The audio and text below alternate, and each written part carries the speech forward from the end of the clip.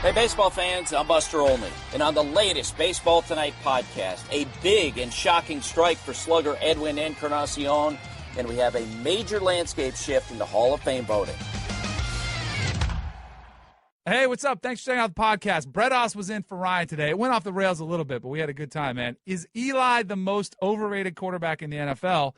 Plus, we give out our sports Christmas wish list. We're going to change some things up in 2017. Plus, weekend picks and Monday's headlines, Christmas edition. All that and more. This is the Russillo and Kanell podcast. We got Santa. Yeah, Santa's in the house. I love you, Santa. Where's our elf, though? I'm a little disappointed. Santa always comes with an elf. Still time for it. I have an elf hat somewhere. I just don't want to dig around and look for it, but it would have been really good. It's kind of like the elf hat that Will Ferrell wears in the movie. But this time of year, it's a real, it's a pleaser. It is. It is. Everybody puts a smile on everybody's face, right? Yes, That's how sir. it usually works. That's right. I think everybody has a pretty good mood. We've got a real relaxed vibe here today. Yeah. Listen to some music, a little DJ time before we're getting some show prep done. We're going to educate you on a certain band. I think it'll bring some people in, and it'll turn some dials off as well. I'm pretty sure about that. No, but that's it the way won't. it goes. You can't turn off Kraftwerk. Cool. This is Russillo and Kanell. I'm Max Bredos filling in for Ryan, who is going to be enjoying the festive season. He's worked very hard. You're going to hopefully have some time off here as well. Maybe not so much. I'll be working, but not from here. So I'll be in warm weather spots, which I'm looking forward to.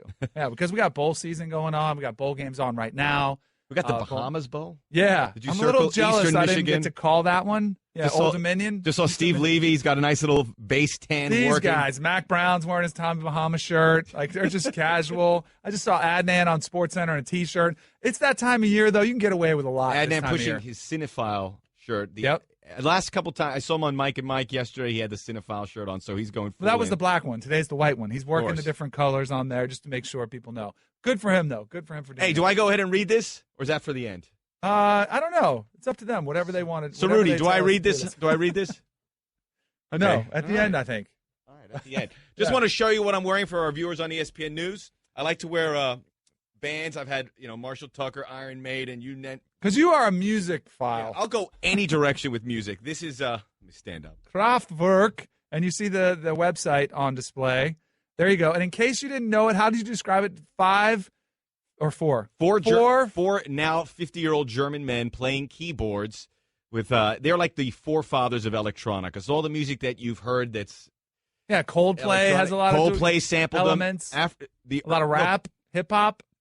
Kraftwerk was one of the pillars that rap music built on. I know that people are probably screeching to a halt right now. Yeah. But they were sampled so much, most notably by African Bambaataa on Planet Rock. So these guys are huge, and the fact they didn't get in, and bands like ELO and Joan Baez did. Now, I'm taking out on them. I just think that you put another band in because of the influence they had, and we'll get you a little acquainted with them and put a little music in your life, which we all need this time of year.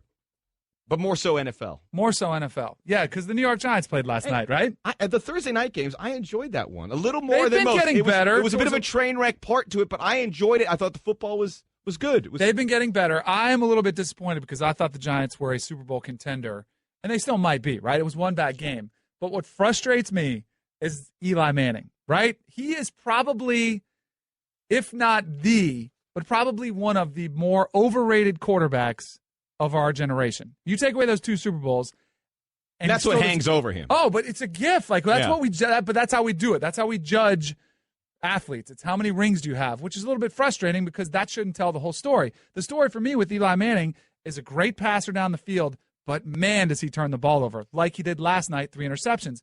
But because he had a couple hot streaks, because he had an amazing David Tyree catch in a Super Bowl, then all of a sudden the narrative around Eli Manning completely shifts. Because if you look at him and Phillip Rivers, the conversation is completely different. But if you could go back and choose one, which one would you rather have? That second Super Bowl win, just because so many guys have one, and that second one just gives you so much more cachet. It does. It goes through, that's what it's. So you would take Eli Manning over Phillip Rivers? Yes. You would? Yeah. And by the way, 3 interceptions when you throw 63 passes isn't that bad. It's kind of like 1.5. But he's been known to have his multi-interception games before. Yeah. And for me, it really set the tone for that game, and this happens. Jim Fossil, when he was coach of the Giants, used to put up some stats about who would score first, if you turned over the ball first, and how incrementally your chances would either increase or decrease according to what, whether it turned in your event. If you throw a pick six early in the game and you spot that other team, what turned out they gave up the opening drive. They went right down the field. The Eagles did. But then you spot them a 14-point lead, your chances of winning are completely diminished. And then that's why you find yourself playing catch-up and having to throw it 63 times. And then that puts you in a position to make those more mistakes like they did last night. And that really puts a lot on the Giants. They haven't developed a running game, and that was clearly evident there. I was stunned. I didn't watch the beginning. I was playing my wife was having a girls' party at the house, so I had to go out with Maxie, and we were playing Monopoly and Risk with another father and 6 kids. That was the most exhausting night I've had in a long time. You look a little tired this morning. I'll get to my tired face in a little bit. But when I came in, I see they're down 2 touchdowns. It's stunning. And you figure an Eagles team that was so low on confidence, they couldn't get anything right, and it really set the whole game in motion, not only for Eli Manning to play catch-up and put way too many passes in the air, but also for Carson Wentz to find his legs for the first time and look like that quarterback we saw in the first month. So you look at that pick six, you look at the influential plays in all of football, that's right at the top of the list because that changed it with a team that had no confidence, and all of a sudden they have wind in their sails. And it wasn't a tipped ball. It wasn't something where the receiver fell down. They're talking about the wind. Well, they were also talking about it, too, when they were doing breaking the thing down. It was like, oh, the safety came down. Eli didn't see him. I thought and it happens. Look, it happens to the very best of them, where it's just a boneheaded threat. He should have never made that throw. Never should have attempted it. Should have gotten off it, gone to the next one. But Eli has consistently done that. Like, he has consistently made errors in judgment throughout his career, but because he had those 2 incredible postseason runs, people look at him completely different. I, for the record, would take Phillip Rivers. Okay, looking at the Giants as a whole, though, as you look at a team that beat the Cowboys twice. Yep. They had a 6-game winning streak at one point, a defense that has way exceeded expectations, maybe the best playmaker in football there. Even with Eli Manning there, you look at what this team could do. How many chips, if you had, could you put into the Giants making a deep playoff run? I would put it on a deep playoff run, but they're not going to get past Dallas.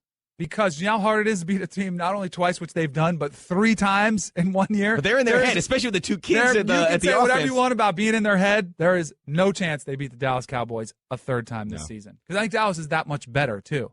And you had Dak Prescott out of one of his worst games when they played him. It was a Monday night or Sunday night a couple weeks ago. That was one of Dak. I don't think you'll see that again. Weather was a major factor in that game because Dallas now has home field advantage throughout. That won't be an issue. They'll be playing at home. So I think the best case scenario for the New York Giants is getting to that NFC Championship game. Ooh. If it was there. They could go like a 5 seed. Yeah, that'd be interesting. Yeah. I'll say this, one thing that stood out to that game, and this is not an issue, it's just something that I saw that really stood out. If there's any question about the competitiveness of Odell Beckham Jr., I hope there's never brought up again. And they haven't anyway, but there was a couple plays that he made. One where he was reaching for the first down, where he's not a big guy. I saw him in Vegas once, and he's like slender.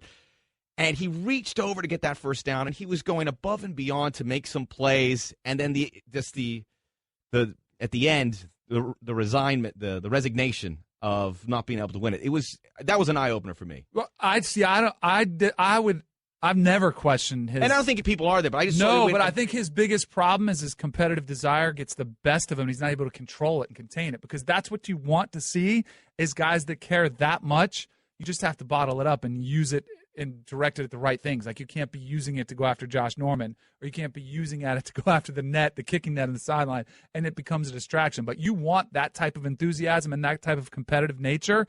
You want that bottled up out in the game, out in the field, taking out on the opponents that way. He made some crazy plays late in the fourth quarter that got him in there. You wonder if you can get him there, get him going a little earlier, which they have, and that I think could make a big difference. And by the way, if I'm Cam Newton watching that game, I'm chucking something at the screen. Oh. When Wentz scrambles, Eli Apple comes up and he slides and then does the soccer flop and goes back and he gets the penalty. If I'm Cam Newton, I might have Roger Goodell on speed dial on that one right there. Hey, there's another play where he gave up. Wentz gave up his play. He slid and he didn't get touched, and he gave himself up. It's all right, but the ball came out, and they said it's not a fumble if you gave yourself up. I go, if you haven't been touched, right, it should be a fumble. No, but that's the whole. That's the premise of the rule, though, is that he's done. His play's over. I'm with you. There are a lot of rules. We're going to get some of our rules too, because we're going to have our Christmas wish list. It's going to come up in the next hour. Yeah, we're going to. Whatever we want to change about sports. What's our wishes? Christmas and Kraftwerk. That's what the next the few hours show lies ahead. Russillo and Kanell. Back in the day, this was the final week of the NFL season. That was a long time ago. A long time ago. Can I ask him something real quick? Because I'm curious to hear your take, because we did a little bit of on this before. But this spring league that's coming out, of course, not affiliated with NFL, as was speculated at first.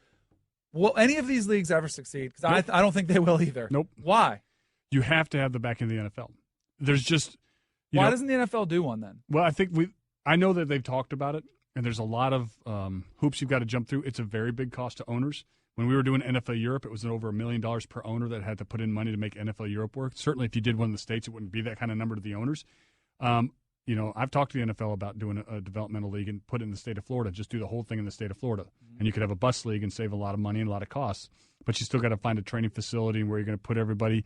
But my big concern about a developmental league that's not sponsored by the NFL is it's just, again, there's a memo that goes out to all 32 clubs. Make sure you do business the right way. I mean, it's competition. And who's going to stuff out competition better than the NFL? The NFL, no one. And so that's where I worry about. I like the idea of it, and maybe what they're going to try to do is get it up and running and then sell it to the National Football League. I could see that, considering it's business people that are trying to put this thing together. Time for Straight Talk, brought to you by Straight Talk Wireless. Best phones, best networks, half the cost, here with Mark Dominic.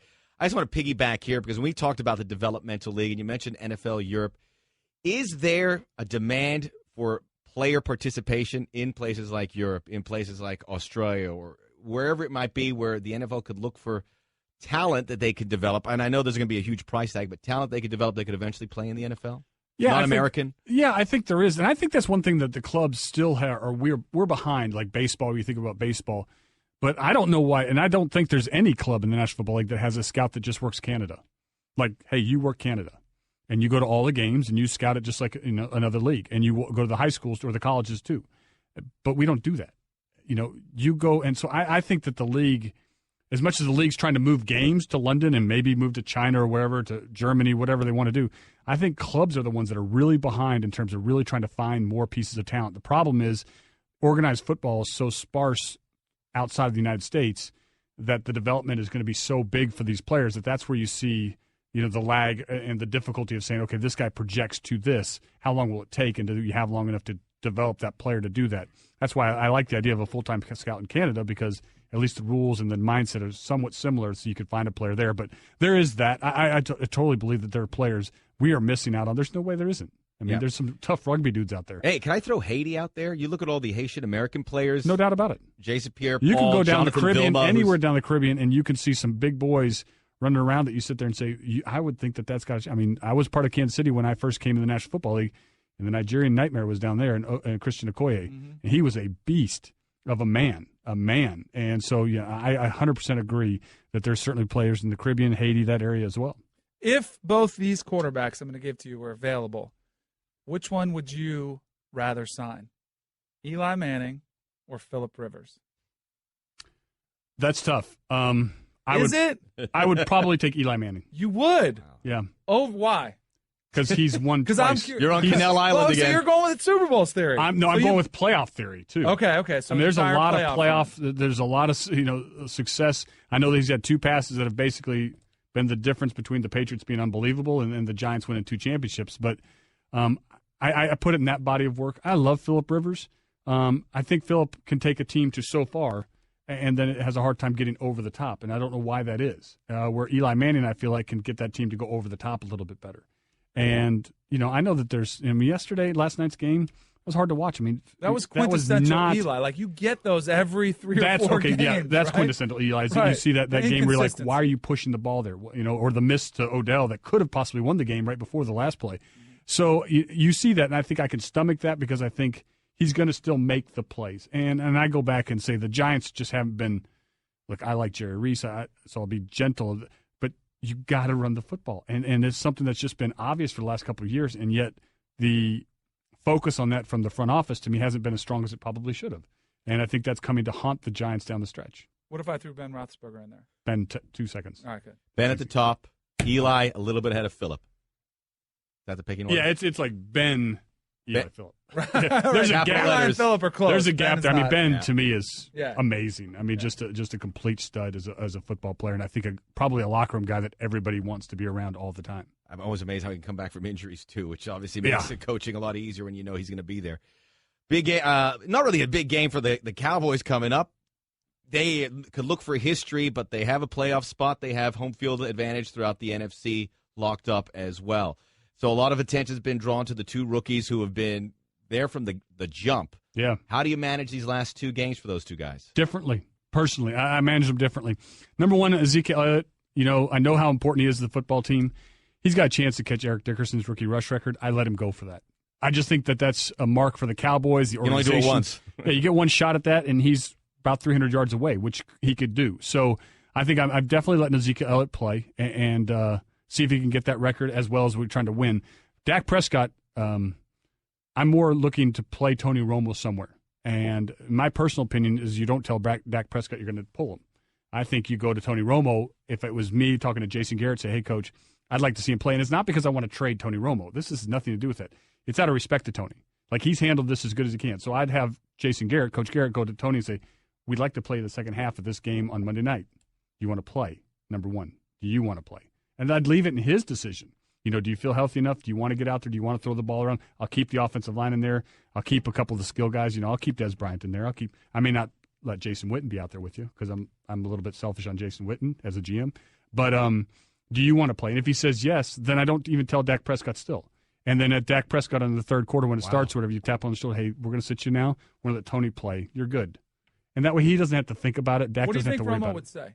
would say? I don't know. But that's why it's a fascinating question conversation. Because I don't think Tony's probably worried about being hurt, but I'm sure he wants to show everybody, hey, I'm still really good. So that's why I'd let him decide because I think it's a big enough decision for him to decide. And I know that's like, wow, I thought you were part of the organization. I thought you made the decisions. But I think this one's personal enough within the relationship of Tony Romo, the organization. I let him decide. Do you think ego comes into any of it? Like, always. Man, I don't want to come off the bench. Does ego come into it? That's what I was. Ego comes into all of it. Yes, I mean that's for everybody in the National Football League. Let's just be honest. So and that's why you give him the option. But that's why I put it in his plate and let him decide whether or not you think you want to play. And if he does, great. You're going to play, and then we'll figure out the next week. We may do the same thing. I still have Dak start every game. I still want Dak to play a lot in every game. But I definitely want Tony, if he feels like he can get out there, I just want that rust off of him, let him play, and let him show what he can do in 2017 and the end of 2016. Who do you think wins the NFC North? I for weeks I've been saying the Packers.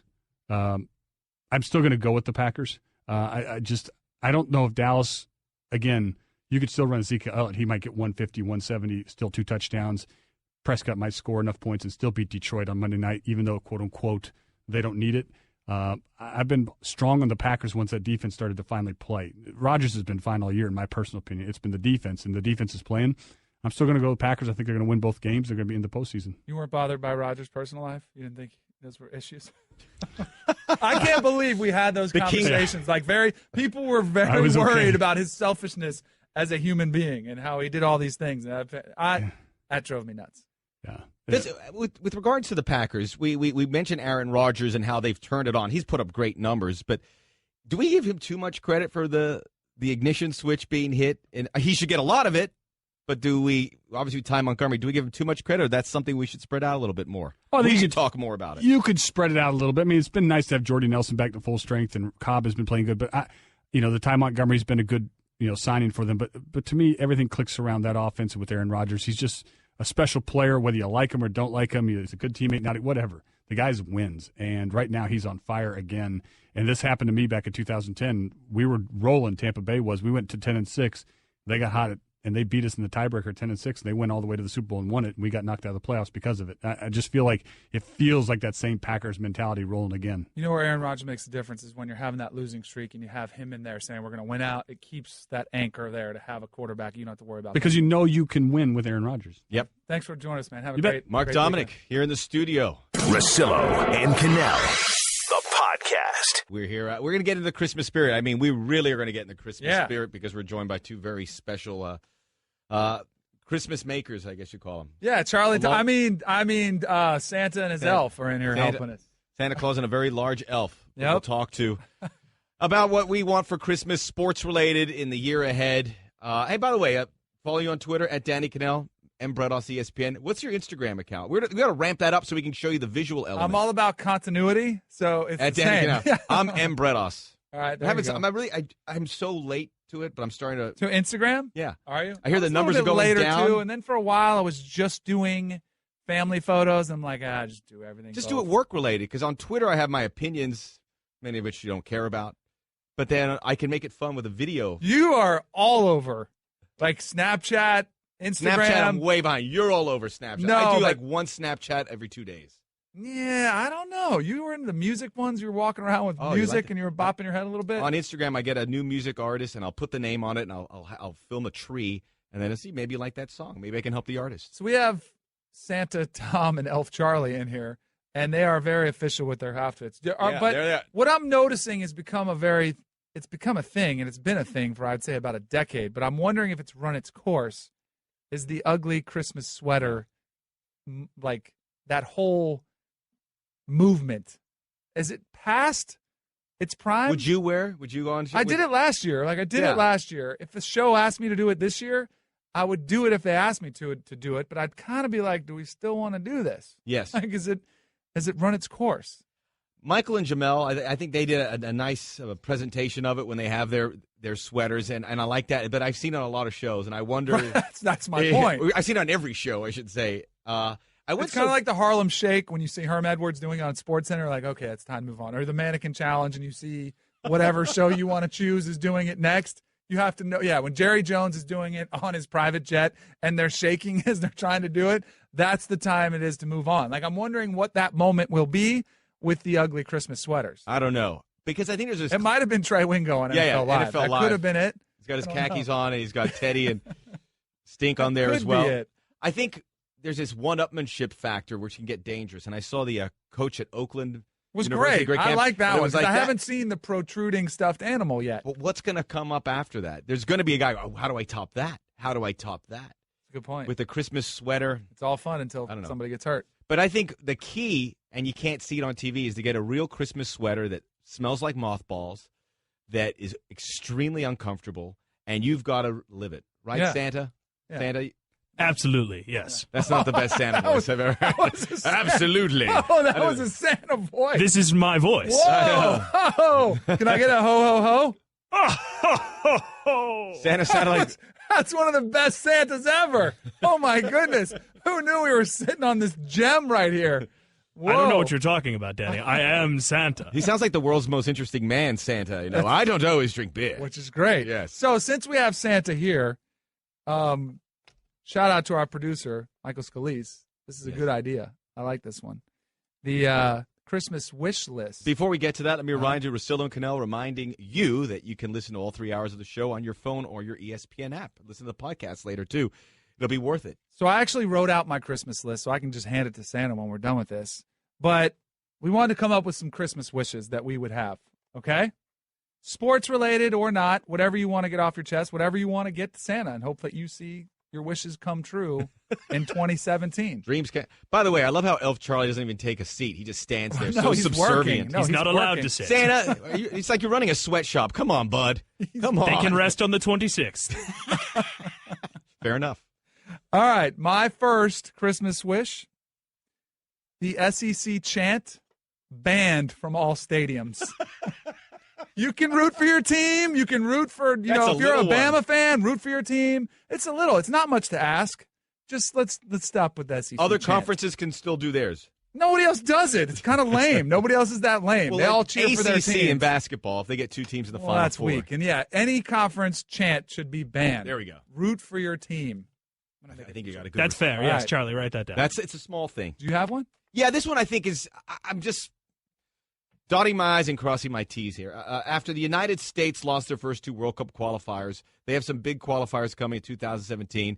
I just want to make sure they make the World Cup. So if you can make a couple on their trip to Honduras or Panama, if you can make a couple little things go awry just to make sure we're in there, because we fired the coach, right? Yeah. All right, so is that a good move? It's important for our friends at Fox too. Rob Stonell and love Alexi. Stoner. They can't have a World Cup without the United States. Look at Santa G. They did fire a fellow German. I am German, so I did that. Oh, Klaus. Yes. So of course. I don't know about that one. Wow. All right, that's fair enough.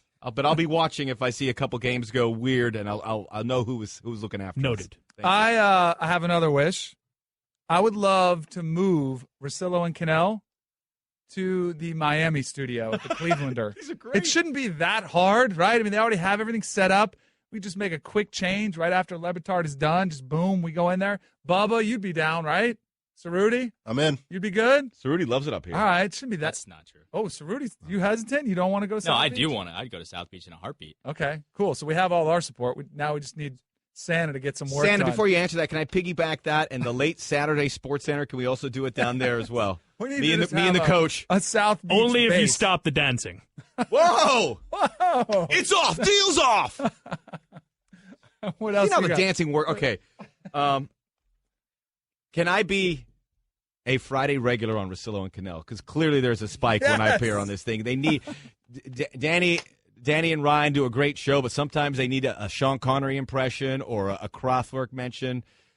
You have to get that. There you go. Yeah, write that down. Charlie. Elf Charlie. Elf Charlie is getting it done, but you're gonna have to get that past the Grinch. Oh. That would be one Ryan Russillo. Oh, yes. We'll have He's to not run gonna that by him first. That's true. Okay. All right. Santa, have a chit-chat with Ryan. Yeah, maybe as a third mic, but I don't know. I'm a big Russillo fan myself. I want to be with both of you guys. Oh, for sure. Yeah, I third just member. want to be a third Yeah, leg. I mean, we with the wanted to base. make that clear. Okay, yes, good. All right. My next wish: we need to let football and basketball players go pro from high school. Ooh. Go back to the way it was with the NBA. Football too. Football too. Santa, But football players aren't ready. They're not ready out of high school. here's the thing: they some of them are. Leonard Fournette might have been. Clowney might have been. Okay, two. Once you decide to go, you go. But if you go to college, you can't ever complain about not getting paid. That's the wish.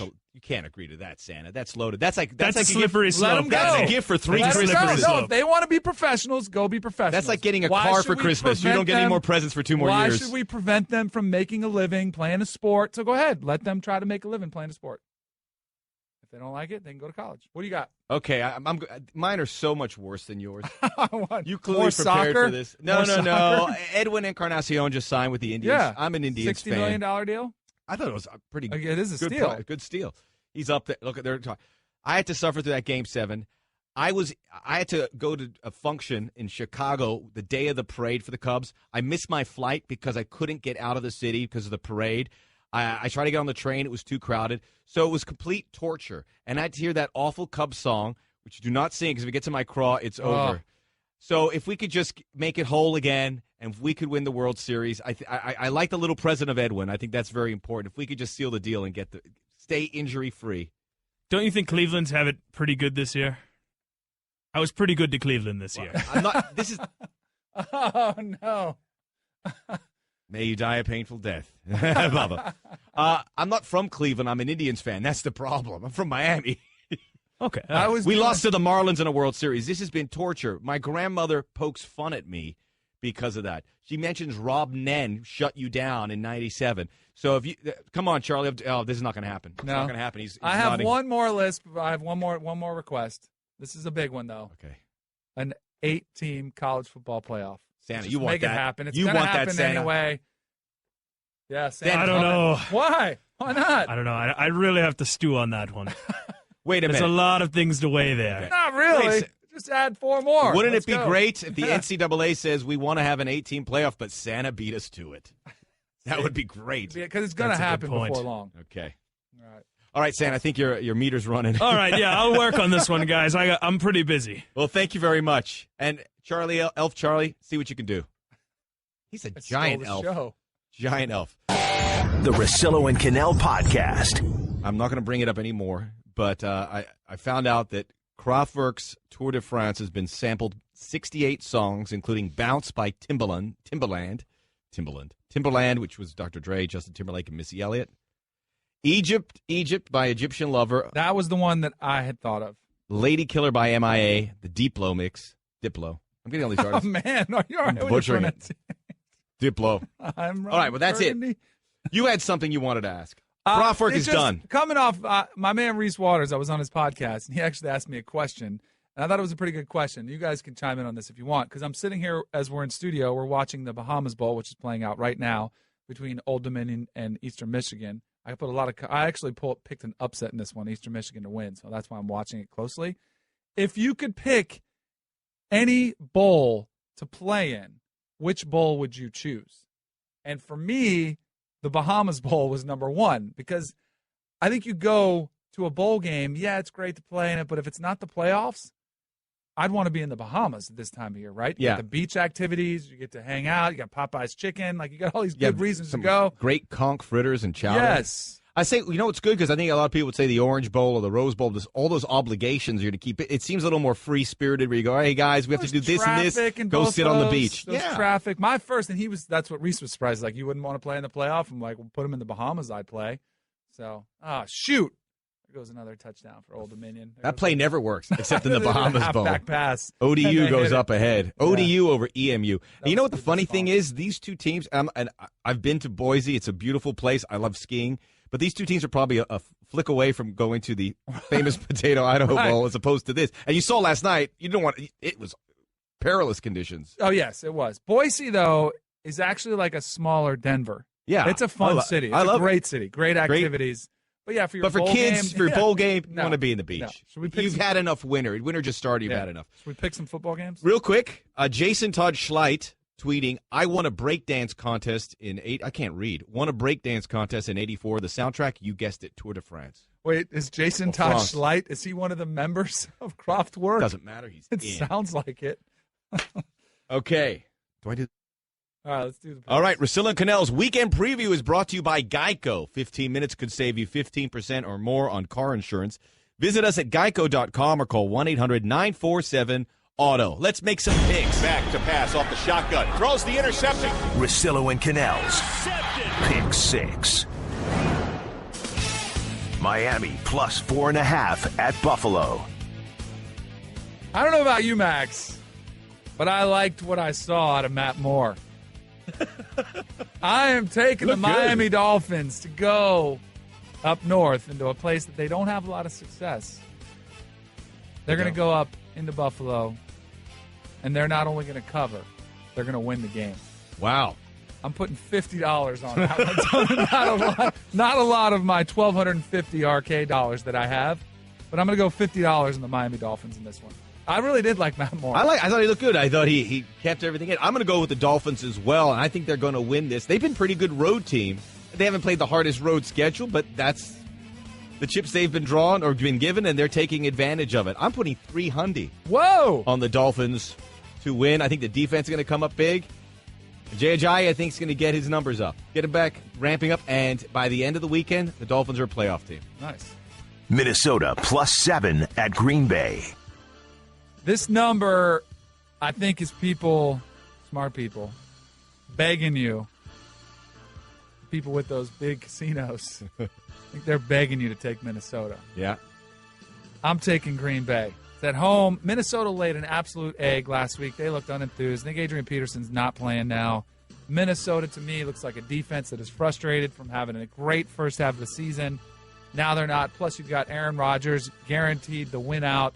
They're tasting the playoffs right there. It's right out in front of them. I think they're going to win this game convincingly. So I'm going to say Green Bay to cover for 250.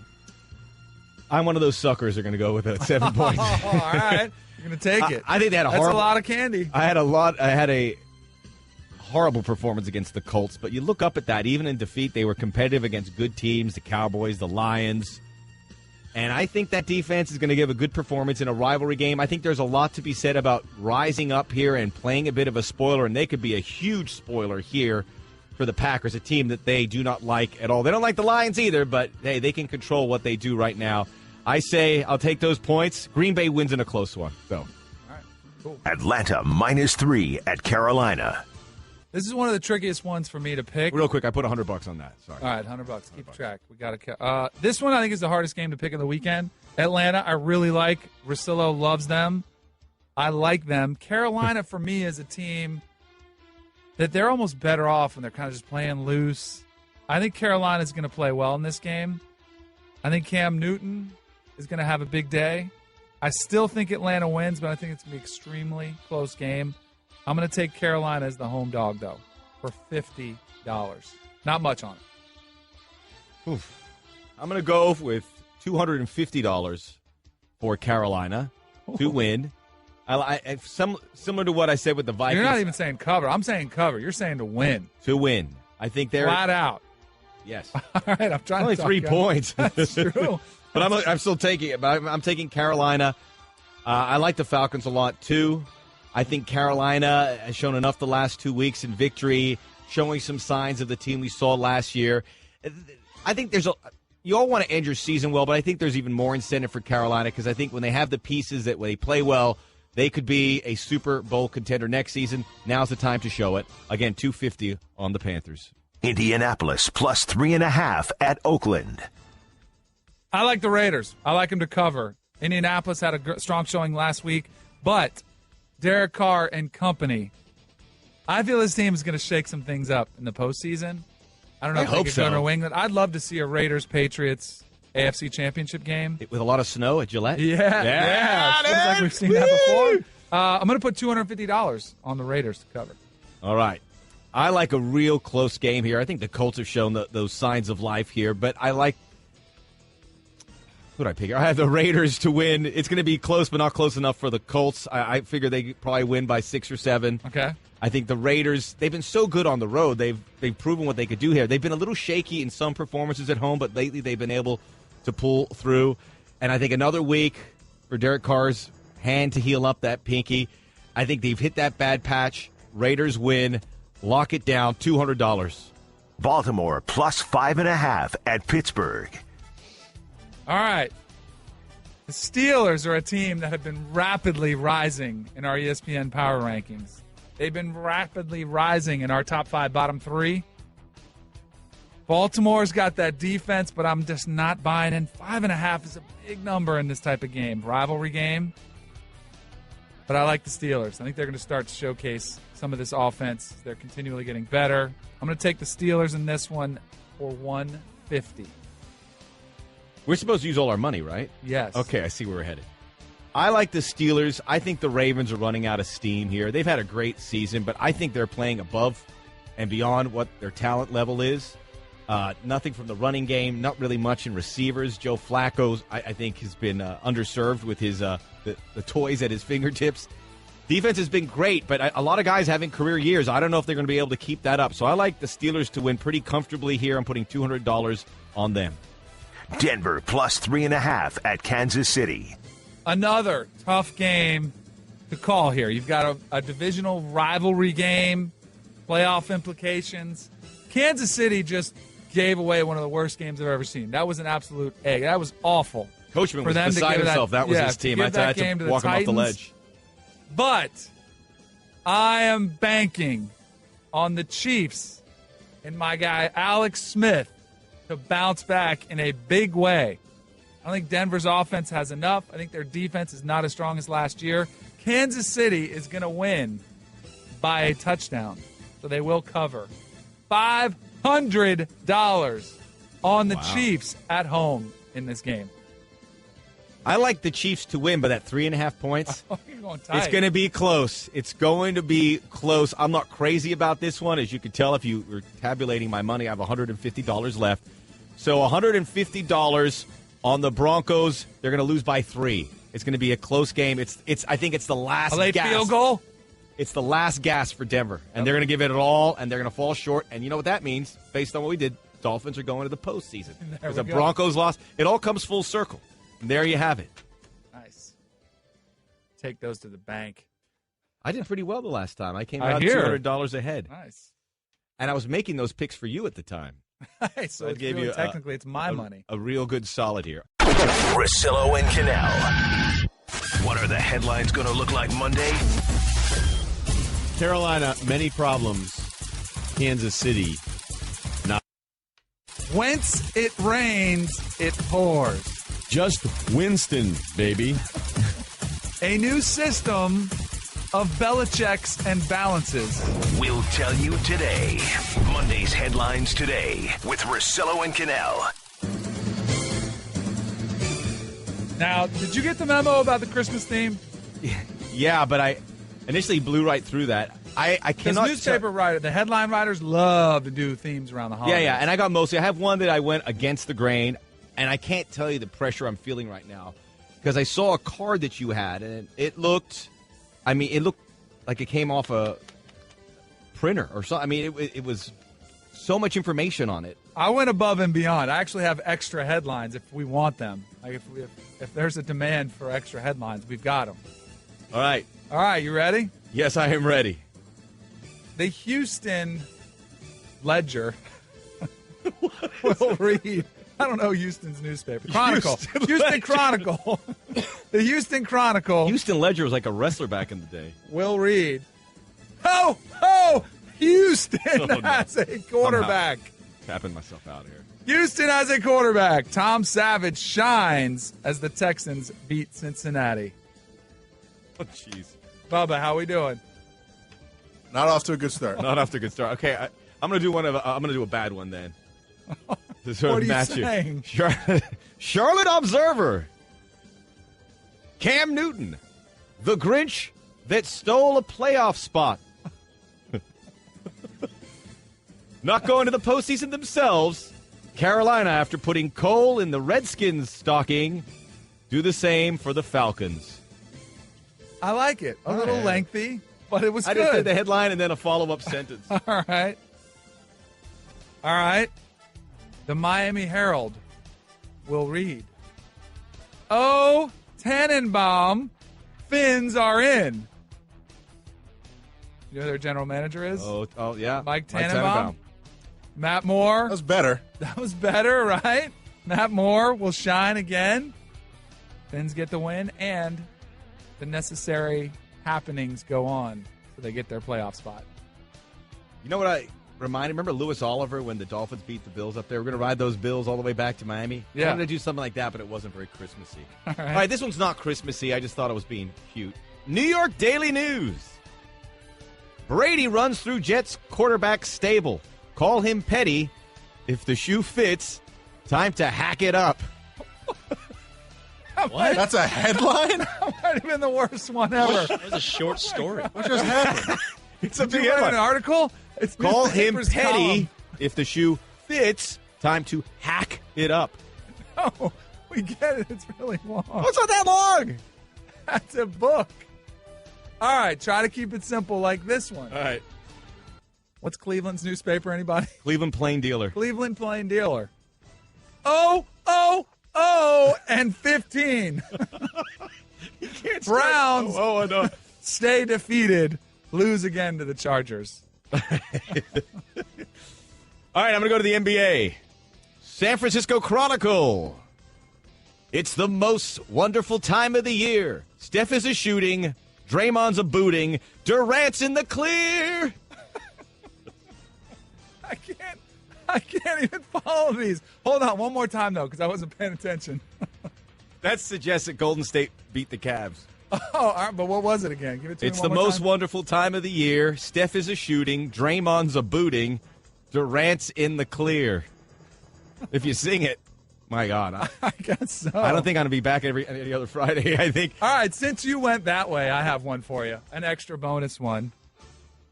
This is from the Detroit Free Press. This is an alternate ending. I have two endings to this game. Just hear those sleigh bells jingling, ring-ting-tingling, too. Darius Slay picks off Tony Romo in the game late to seal a Lions win over the Cowboys. Can I do a little bonus one I wrote really quickly here? Yes, please do. What is it, the Indianapolis Star? Yep. Indianapolis Ledger, I think. No. Andrew got run over by a reindeer. A real big one named Khalil Mack. I'm out. I have one more. Should I just leave now? This is the one that I think will I be- have one more. Yes, I have so many more. These are all my own work I'm staying today, out too. of this. Actually, this one was submitted by a Twitter follower. Oh, jeez, thank goodness. This will be the Dallas. What is it? The Fort Worth Dallas Morning News. Dallas Morning News. Isn't there a Star Ledger out there too? No, There's some ledger out It's there. Fort Worth Star Telegram. Yeah, going way back. Dak the Halls. The Cowboys get the win over the Lions, and Dak Prescott shines and exits the game early. Should I give you Scalise's energy? Should I give you his? Look at him. Scalise has his, but I don't have it written down. So I have it. Oh, I you have it. What's Okay. what's the Pittsburgh paper? The, Pittsburgh Gazette? Pittsburgh Yes, Post Gazette. Pittsburgh Post Gazette. Oh, my bad. What is our boy? Jingle Bell. Brown excels. Flacco lays an egg. I'll see you in the parking lot. I think we're going to be escorted out of here by security very soon. So. Okay. Wait, now, Danny, he's got a bottomless pit. He's got 8 more. I had an extra one? The one that was just atrocious. Oh, the clean. I thought you were talking about the one I don't know if I can do or not. The one that was submitted here by one of my followers, because I put it out there, and I'll read the good ones, but sometimes they're so bad. Getting raked over the coals on Twitter by this, by the way. This is Cameron Godet at Cam330.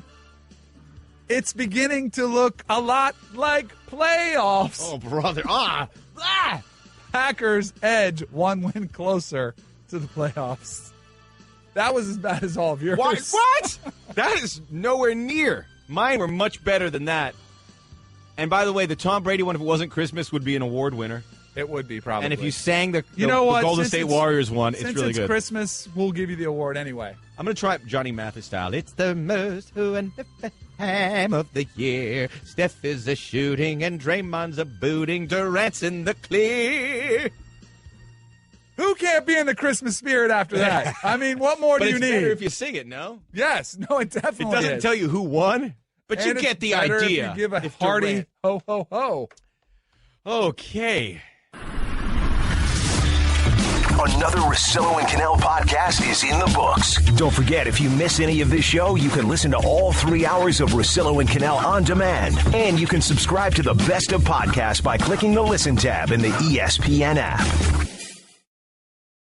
First, the Warriors broke records and broke through. The Golden State Warriors are the 2015 NBA champions. Then, the Cavs rebounded and brought a title home. Cleveland is a city of champions once again. A finals rematch. Warriors, Cavs, 2:30 Eastern, Christmas Day on ABC.